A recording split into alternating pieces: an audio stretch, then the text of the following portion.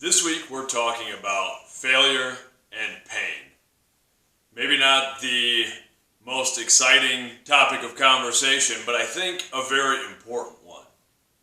In school and in life, a lot of time we try to avoid things like failure and struggle and pain, but really those are things that we should be embracing as the opportunities that they are for growth and for change.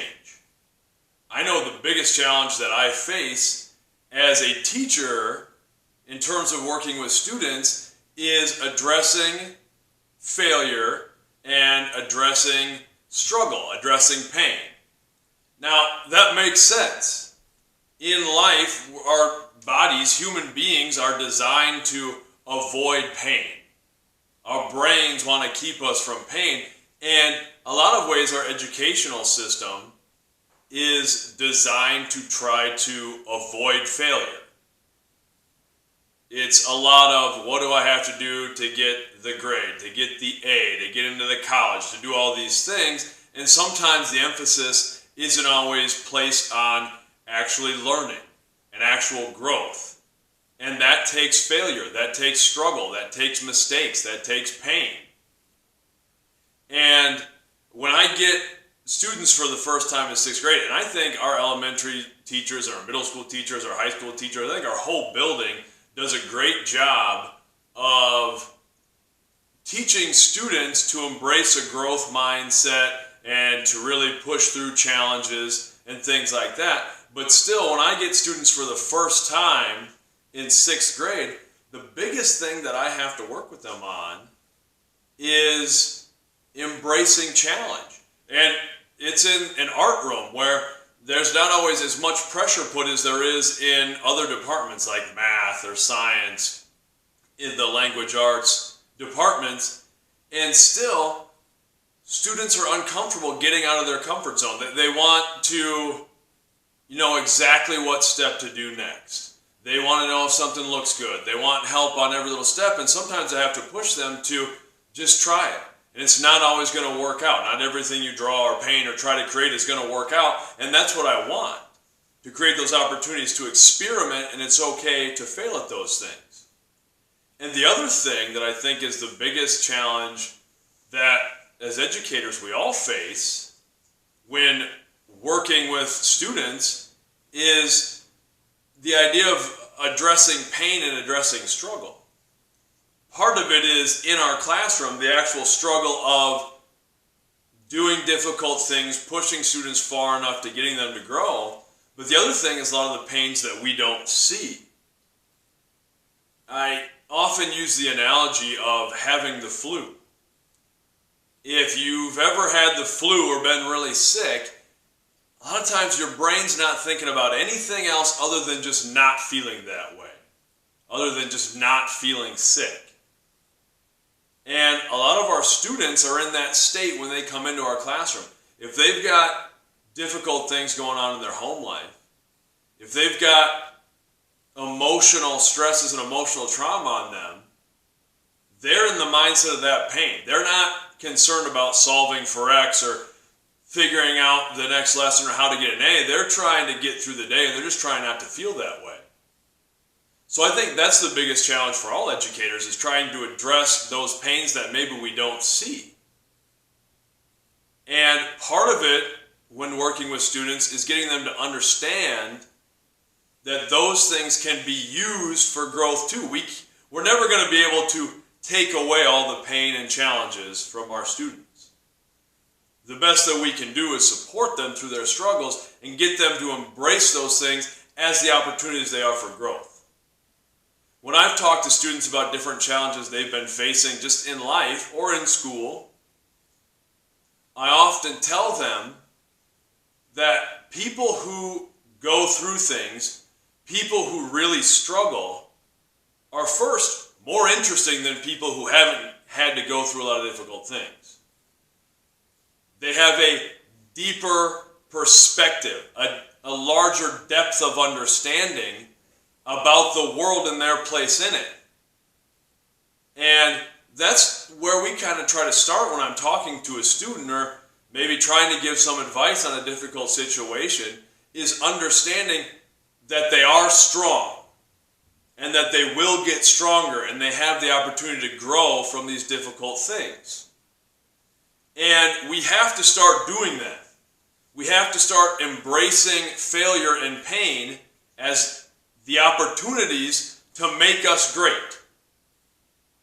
I know that anytime somebody asks me about one of the things that I'm doing or about how I maybe got my perspective on one of these things that we talk about, and I'm certainly not more skilled or intelligent than anyone else, but if someone asks me, how did you come to this conclusion? My answer is it's a lot of miles and a lot of mistakes. I've had the opportunity to try a lot of different things and to fail often. And that's been a great thing. That's allowed me to gain some perspective on some different things. I've failed at pretty much every stage of my life, and I fail every day working with students. I think that's an important thing to understand too. When you're working with a bunch of different people, and whatever the setting is, people are unpredictable, and they all have different needs and different backgrounds and different emotional reactions to things. I'm sure every day there's at least one student or athlete who maybe I push a little too hard, or I get on a little too hard about something. Or there's another who maybe I let something slide that I should have jumped on right away. Or the biggest thing is just not noticing things.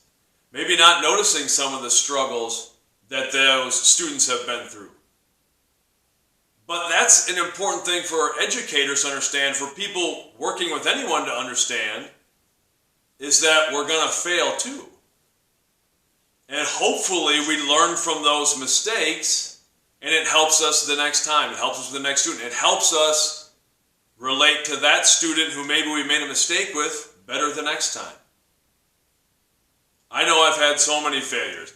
I think of my life in education. I started out, and one of the first things I wanted to do as an educator was be a head football coach. Football was a big part of my life. And during my first year of teaching, I was an assistant coach. I got named a head football coach during my first year. I was 22 years old. And like a lot of young teachers, a lot of young coaches, I thought I had a bunch of answers to, I thought I had the next great solution to all these things, and I was going to institute this new stuff, and I was going to do some things that we had run in college, and it just didn't work. I made a lot of mistakes starting out as a young head coach. I was 0-9. And then I went on to grad school, actually, and then have been an assistant coach ever since for football. And so my career head coaching record is 0-9. And I presume that will be what it always will be. I like coaching offensive and defensive linemen. I like being a strength coach. But it was an important thing for me to try it. That's what I thought I really wanted. I found out I didn't like some of the head coaching things quite as well. I've been an athletic director as well, and I found out those were head coaching and athletic directing. There was a lot of things that I didn't enjoy about it. I love coaching and I love teaching, and I didn't like a lot of the paperwork things and the organizational things with those other positions. I like working with the students, working with the athletes. And you have to accept failure. I had to accept with that the athletes that I worked with in that season and the students that I coached my first couple years teaching did not get the best education and did not get the best athletic experience. And that's part of it. But if we're not willing to do anything, if we're going to live in fear of those failures, we're never going to accomplish anything. I would like to think those experiences made me a much better teacher and a much better coach. And I would like to think to this day, I'm always trying to learn new things and pick up new things to be a better teacher and a better coach. It's the same in any aspect of our lives. I had the great opportunity, and I've talked about before, to get really sick, to have some health problems a few years back that kept me in different degrees of physical pain for a couple of years. And there were a lot of times that I just didn't feel like dealing with it. I didn't really have a choice in that instant, but it came down to understanding that that pain wasn't going to last forever. At one point, I just had to convince myself that the worst case, I would die. And that pain would be over then. And that's not what I wanted.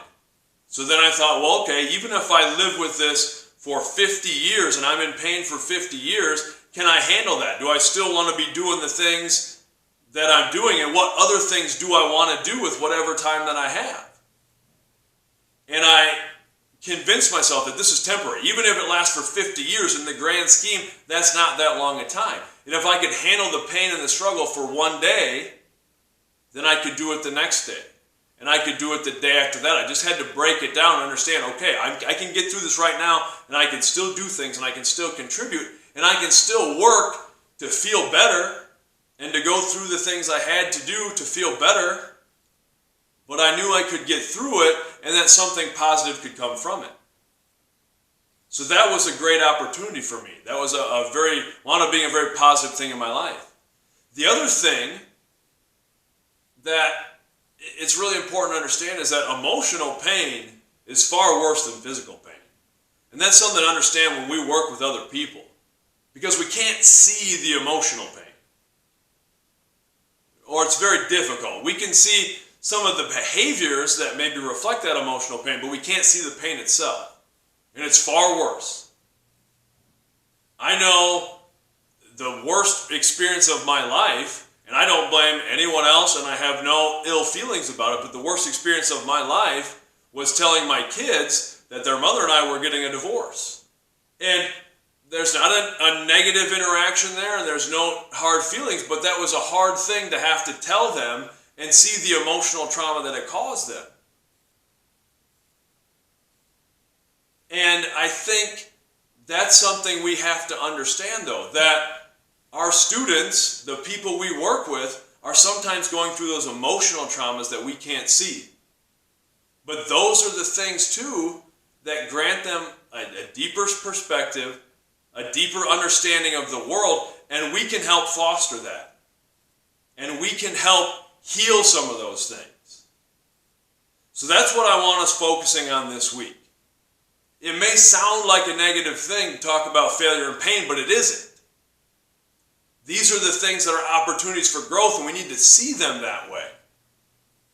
And we need to push through them, and we need to help our students through those things. So that's what I want from my students this week, is I want them to tell me about one failure or one painful experience that they've had in their lives, and how they got through it and what they learned from it. How they were able to grow from that situation. And I don't need anybody to share anything they're not comfortable sharing. Sometimes it can be little mistakes, little hardships, but we take something away from them. And I want us focusing on failing forward, on using those things as opportunity for growth, to be the people we really want to be, and to keep moving forward. Much love.